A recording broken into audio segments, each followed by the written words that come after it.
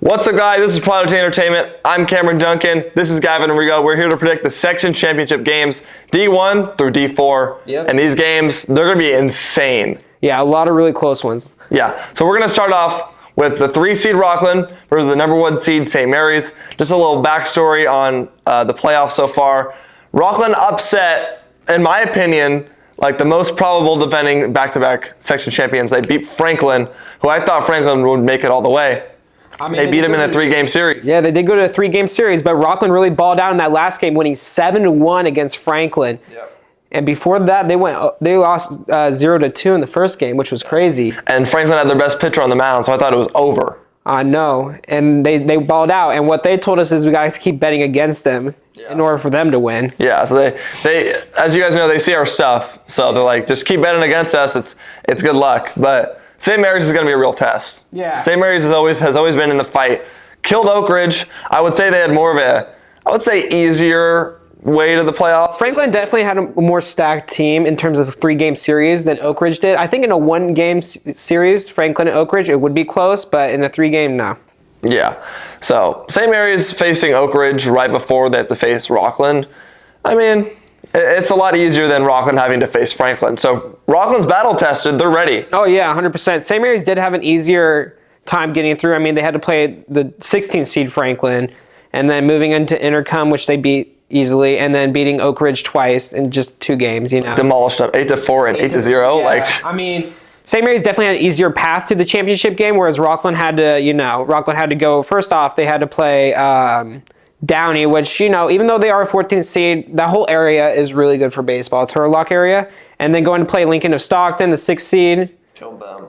Did pretty well. And then they had to, go up against the number 2 seed Franklin. And that was just, that whole series was wild. Yeah, but St. Mary's and Rockland, St. Mary's has been on the come up for these last couple years. We're 1 win away, back-to-back years for the section championship. Now they're here. They're about to make a mark in history. Rockland, they're trying to do the same thing. Yeah. It's been a while since they've been in the D1 playoffs. Well, last year they got eliminated second round. Yeah. So they're here to make a statement. Yeah, and especially Rockland coming in and beating Franklin. They've already upset one team. They're going to try to do it again. Yeah. So let's head into the pitching matchups for Rockland versus St. Mary's.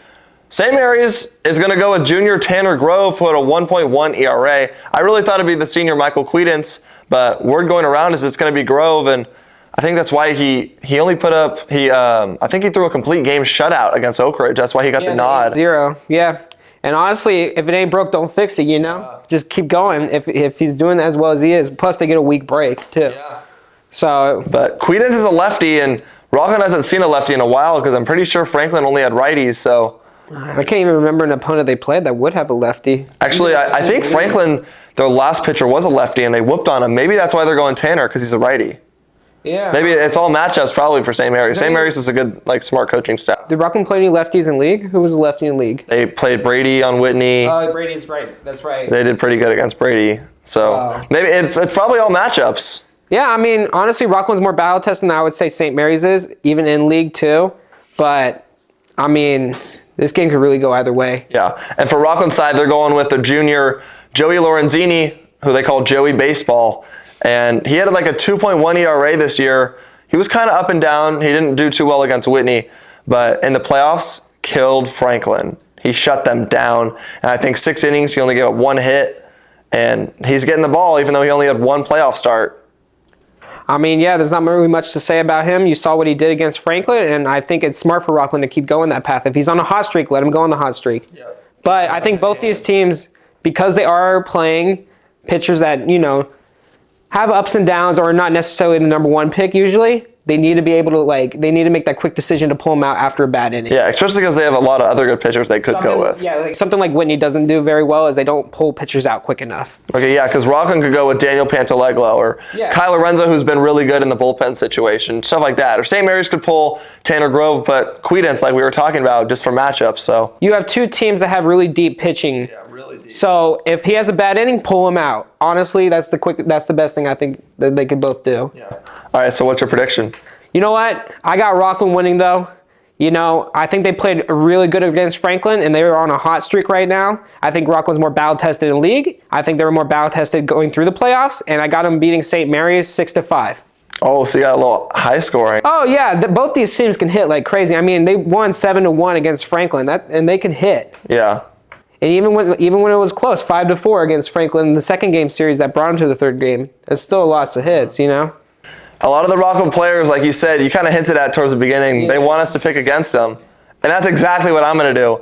I'm going with St. Mary's. I got St. Mary's winning 4-3. 4-3. Uh-huh. Solid. I mean, yeah. I think after the first inning, it's going to be 1-1. I think both teams are going to score in the first inning. You think it's going to be 1-1 after the first inning? I don't think there will be a hit until the third inning, honestly. I don't think, well, not a hit. I don't think there's going to be a run until the third inning, honestly. I think both teams are going to start getting a little tired towards that third inning, and I think that's when the runs are going to start coming up. Yeah. So, yeah, now moving on to the second or D2 playoffs, we have Elk Grove, number 4 seed, versus Granite Bay, number 3 seed. Two teams that upset to get to the championship. Elk Grove did fight for that spot, though, and I really think like they well deserved. I mean, winning that last game 7-4, just coming out and doing what they do best, which is get those hits. I mean, Elk Grove is not a team that really, doesn't put up a lot of runs. I mean, look at that. They had to play Patterson. They threw up 5 runs against Patterson, and when they played Rodriguez, they threw up 9 runs. Yep. And do we know who Elk Grove's pitching? Frutchney, number 7, their senior, who they threw Monday against Whitney. And I talked to some of the Whitney guys, and they said that was probably the best arm they've seen all year. I mean, he only gave up 3 runs against the number 1 seeded Whitney. And 2 of them were unearned. 2 of them were on errors. 2 of them weren't even his fault. Is very impressive at that level. They're going to go with him. He's upper 8s. He has a good curveball. But Granite Bay is going to go with Chase Bentley. Yeah. Who had a 1 ERA. He's going to Texas A&M. Frutchney had a 0.69 ERA. I think Bentley had a 1.1 or something. So it's going to be a pitcher's duel, but oh yeah, 100%. It's going to be freaking insane. That game is going to be incredible. And I know you didn't agree with me when I said that Elk Grove had an easier time, but if we really look, not at the semifinal game, but Granite Bay had to go up against Jesuit, which Jesuit being a 6th seed, I think is super offensive. Honestly, Jesuit was such a solid team this year, and Granite Bay had to take it to overtime to even beat them. And that is a really difficult opponent. Yeah. So saying Granite Bay had an easy path is not true at all. I mean, yes, they had to play Wood Creek, and Wood Creek definitely was an easier opponent. Yeah, but honestly, I don't know what happened. I mean, we were looking at the box scores before we started recording for the Granite Bay versus Wood Creek game, where the first game they won 11-10, and they gave up 7 runs in 1 inning, letting Wood Creek come back to tie it, and they only won it because they got a 1 run in the last inning. Yeah, that was insane. Honestly, I don't know what was going on. And then in the other game, they gave up 3 runs to Wood Creek. And, I mean, even though Wood Creek is technically the 2 seeded and they should beat Granite Bay by the seeding numbers, I mean, realistically, Granite Bay has a much deeper pitching, and just an overall better team, in my opinion. So I really don't know what was going on there. Yeah. So that's why for this matchup, I'm giving it to Elk Grove. I think Elk Grove proved it a lot more, beating Whitney, than Granite Bay did beating Wood Creek. And even though, yes, Granite Bay did beat Jesuit, which is a good team, I mean, Elk Grove just came out flying, and I think they're going to be on that hot streak again. Mm-hmm. I think Granite Bay makes too many errors on the field because there's no way they gave up 10 runs based off just the pitcher alone. Yeah. So I give it to Elk Grove, and I'm going to say Elk Grove is going to win 5-1. Oh, my gosh. I think Elk Grove is going to come out and whoop them. I think they're not going to give up that many runs. I mean, look, they gave up 4 runs in the last game against Whitney, and that's the game that mattered the most. That's when the adrenaline was the highest. Mm-hmm. And they came out and did really well. And I mean, I think, in league, Whitney beat Granite Bay in the 3-game series for league? So yeah, that's already a stronger opponent. And now they just have to come out and do the exact same thing again. So I'm giving it 5-1 Elk Grove. I agree with you that Elk Grove really has a chance to win. I really do. But Granite Bay's been here before, bro. They have. They've been here before. Elk Grove was a first-round exit last year. Yeah, but I mean, look at the difference. Yeah. Granite Bay's been here. They've won the last 2 years, and I think they're going back to back to back. Really? So I think it's going to be a great game. Pulling at UConn? I got Granite Bay winning 2-1. 2-1. That low of a score, really? Oh, it's going to be close. 2 great pitchers. 2 great pitchers, but I mean, Granite Bay really hasn't been playing. With all due respect, I really, really think Elk Grove could win this game. I think it's 51% Elk Grove. 51% Granite Bay wins, 49% Elk Grove wins. That's how tight I think it is. It's just Granite Bay, those last 2 games, nothing impressive. Jesuit, I mean, it's impressive that they beat them, but I mean, still, they took it to overtime for 3 extra innings? Yeah, I think it was, it went to 10, so 3 extra. And then, I mean, they played Rio Americano, the 14th seed, and they did well. So, I mean, realistically, I just don't see Granite Bay as big of a hot streak as Elk Grove, and that's why I was giving it to Elk Grove. Yeah. It's a great pick. I mean, I think they have more momentum than Granite Bay does. Yeah, definitely do. But I mean, both teams did do an upset technically. So Yeah. either way, it's both impressive that they both got here. Mm-hmm. All right, moving on to our D3 matchup. We got number 1 seeded Oakmont. I mean, who didn't see that coming? Yeah. Versus number 3 seeded Central Catholic. Yeah. With Oakmont, we've seen them all year. Oh yeah, we've been following Oakmont for a while. And honestly, I mean, they deserve to be in this championship game. Do. I mean, I was there for the Lincoln matchup for the second game where they lost 5-10. And I mean, it was a strategical loss, honestly, because Lincoln threw every single one of their pitchers. They just ran Lincoln out and then blew them up or won the next game 4-3. So, and Lincoln's a league rival. So, that's something else that, I mean, basically just repeated what they did in league because Lincoln did win the second series in their 3-game series in league. But, I mean, Oakmont coming out and destroying Florida, beating Pioneer, and beating Lincoln in a 3-game series. I don't think anybody didn't see Oakmont come into this championship game. We low-key knew it from, the start. Oh, yeah, 100%. We saw it, we're like, all right, Oakmont's going to... In league, they look strong. In playoffs, they look strong. Oakmont looks amazing. On the other side, we got 3rd seed Central Catholic, who actually upsetted Oakdale, the number 2 seed, and they won 8-1 and 3-0. So Central Catholic is kind of on a hot streak right now. And they beat 6th seed Manteca, which was also a lot of people were picking them as the sleeper pick. Really? West Coast Press was telling me that they thought Manteca was a sleeper pick. So that was, and then they beat Western Ranch 7-0, the 14th seed. So, I mean, realistically, Central Catholic is on a hot streak right now. I mean, as everybody knows from basketball and in baseball too, the seedings are, not the greatest, and it is based on the population of the schools. So, we really don't know. I mean, Oakdale beat Vista del Lago and Bayer. All right, so with Central Catholic, they have a pitcher who is a 4-star quarterback, all-league basketball player, and he's probably going to be pitching this section game. Tyler Wentworth, I'm pretty sure he's a senior. Yeah, senior. He had a .5 ERA, and I got to talk to him a couple years ago, and he said baseball is his main sport. We played him. The Whitney team played him in the Boris, and he was their one hitter, and I wouldn't expect why he wouldn't pitch. Who do you think pitches for Oakmont? Aiden Dringenberg? I think it's... It's got to be, right? He's been their number 1 guy all year. Yeah, I don't see why they don't pitch him, but I mean, if he does bad, that's the thing too. I think Oakmont does the same thing that Whitney does and a few other teams do where they just leave the pitcher in a little too long and they could totally... So if he has a bad inning, pull him out and put... Trevor Wilson was the guy who pitched on the second game. Yeah. No, third game.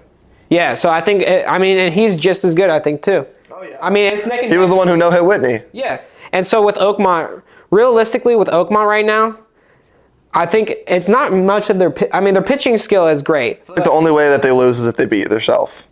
Yeah, but even then, they don't give up that many infield errors. Yeah. They're not really... I'm just saying strikeouts and stuff. Oh, yeah. It's going to come down to the hitting for Oakmont. Oakmont's been a little iffy in this last few games with their hitting. I mean, they're getting the hits, but it's getting home. That's the important part, So... I think it's just going to come down to that because I don't see Oakmont making many errors on the field. I don't see them making many errors in their pitching.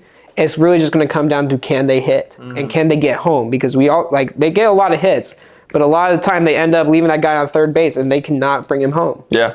So what's your score prediction? I got Oakmont winning, but I think Central Catholic's momentum is going to give them a real good push. I got Oakmont winning. I think I'm going to give it 7-5. I think it's going to be a high scoring game though. Okay. Yeah. I'm going to do opposite, but I'm still going to go Oakmont. Oh. I was like, really? Yeah. I'm going to do Oakmont wins 4-2. So I guess kind of close, but... It's 2-run gap. It's just you have them not hitting as much. Tyler Wentworth, the Central Catholic guy, has only given up 4 runs all year. And I think he gives up half as what he's done this year in one game. I think he does that. Central Catholic hasn't played at... out of all these teams that Central Catholic has played in playoffs, I mean, we really haven't looked at their league, but they haven't played a team like Oakmont yet. Yeah. And Oakmont's going for a back-to-back. Yeah. So, I mean, Oakmont is unfortunately a school that is dropping in divisions basically just based on their population because West Park is stealing a lot of their players. I mean, West Park is stealing from Roseville and Oakmont. I think both of them are going to be dropping in the next few years anyway. So Oakmont's got a lot to win here. They got a lot riding on this win here. keep them in and say, hey, even though we're losing a lot in our division and our like population of school, we can still win these games. Yeah. For the last matchup we'll be covering is the D4 matchup between Casa and 12 Bridges. Yeah, 12 Bridges actually upsetted Wheatland in a 2-game series. They won 7-6 and 2-0. And so they're the number 3 seed going into this game, which means that it'll be an upset if they win again. Yeah. And this game is actually, you know what? And even though I say this about all the games, this game is pretty important because the winner of this game has the chance of going to stay in the D3 division. Even though this is the D4 championship game, you know, they could pull like what Vanden did in basketball and move up. Mm-hmm. And honestly, if one of these teams really balls out, I think they have a good chance of going to state. And it would be really interesting to see both these teams go to state. Mm-hmm. For 12 Bridges, I think it's going to be Matt Henry on the mound. He's been their ace for, I think, 3 years now. He had like a 1 ERA all year. We saw him pitch against Marysville, and it would only make sense for the senior to pitch this game. Yeah, and then for Casa for Casa, I mean, it is kind of interesting to see their playoff run. I mean, first off getting the bye week and then going up against Woodland, but then they played against Placer, and this was a little interesting to me because Placer, we saw a lot in league. You know, wasn't a super strong team, but they did have some like sleeper picks. Like, I mean, like I think their second baseman was pretty good, and their pitcher wasn't bad. They almost beat Lincoln. Yeah. So, and you know, Casa did struggle in a 3-game series against them, winning 6-5 and then losing 3-4 and then winning 6-3. So it was close the entire way through. Whereas 12 Bridges came out and really beat up Wheatland. Yeah. So I mean, when it comes down to it, I got 12 Bridges winning, which would be a really good upset, and I got them winning 4-0. Really? Yeah. I think 12 Bridges has a pretty solid pitching. I mean, obviously, that game was a little bit different. It was a senior night, and it was at the, yeah, I know what you're talking about. Yeah. The big stadium. The alternate site. Yeah, and so I think that was just jitters, but now that they played at that alternate site, which was a big stadium, they're coming back to Sac City for another stadium game. I think they're ready. I still feel like there's going to be jitters, but not as much. I got 12 Bridges winning 3-1. I think Matt Henry's only going to give up 1. We saw 12 Bridges offense not really perform as much as they could have, especially against the Marysville pitchers, but I think they put up 3 against Casa. So, I mean, yeah, and I think they put up 4, so I think we're pretty close and basically agree on this game. And it would be really interesting to see either team move up to D3 and go to state. Mm-hmm. All right. Well, thank you guys for watching. We'll be there at the Thursday game between Rockland and St. Mary's. We'll be there at the Friday game between Granite Bay and Elk Grove at Sac City College. If you guys want to pop out, say what's up, we'll be there. Yeah, sorry, Oakmont. Sorry, 12 Bridges. We can't make those games, unfortunately. Oakmont, that is like a 2.5-hour drive. Yeah, Islanders Park is a great ballpark. It is a great ballpark, but that is a little bit far for us to drive. Yeah. And then 12 Bridges, we just can't make it on that Wednesday game, unfortunately. But we guys are rooting for you guys. Yeah. All right, so good luck to you guys, and we'll see you guys there at the Thursday and Friday games. Check it.